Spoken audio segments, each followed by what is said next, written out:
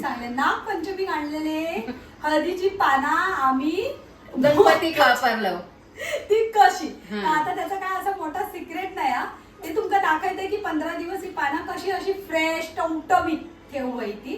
छोटासा सिक्रेट हा. चला वहिनी सुरुवात करूया. आता ही बघा, ही पानं स्वच्छ धुवून घेतलेली हा. आणि ही कपड्यान पुसून घ्यायची, म्हणजे पाणी नाही रावायचा. बऱ्याच जणांनी कमेंट केलेली की हळदीची पानं वहिनीने मोदकाच्या रेसिपी मध्ये दाखवली ना. नागपंचमीची पानं तुम्ही गणपती पर्यंत कशी ठेवला. हा, तर त्याचा आता तुमका वहिनी हे बघा, ह्या पान आहे ना असा पुसून घ्यायचा.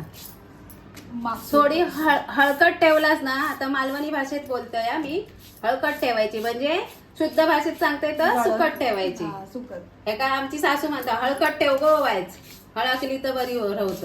तसा ही अशी पुसून घ्यायची आणि थोडी सुकट ठेवायची. थोडा वेळ पंख्यात. हा,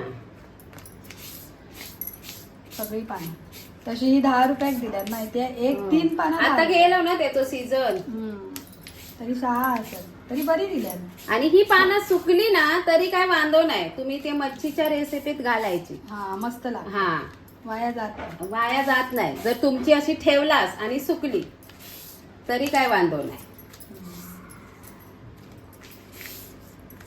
आता ह्या पिकत इलेला, ह्या काय मी भुतूर घालत नाही. ह्या बाजूकच ठेवा. तर ही 5 पानं. आता मी तुमच्याकडे वर्तमान पेपर असा तो घेवा. मी ही जाडी पिशवी घेतली कागदाचीच. ती बघा, पिशवी एवढी घ्यायची की आपली पाना वरसून खालपर्यंत पॅक होईल. आता ही अशीच घ्यायची आणि अशी उडत जायची. आणि हे फ्रीज मध्ये नेऊन ठेवायचं. आता हय रबर लावा किंवा धागो बांधा. हय असा त्रिकोणी करायचा पॅक, म्हणजे आतमध्ये फ्रीजची पण हवा जाऊक नको की पाणी जाऊक नको. हीच आयडिया बरी रबर. हा, आणि हय रबर लावा. जर सुटत असाल तर, तुम्ही सारख्या काय काढत असाल तर रबर किंवा धागो बांधा. आणि ही अशीच्या अशी फ्रीज मध्ये ठेवूया.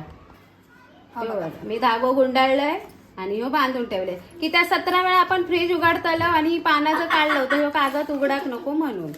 आणि आता फ्रीज मध्ये, आता हे फ्रीज मध्ये ठेवूया. चला झालं.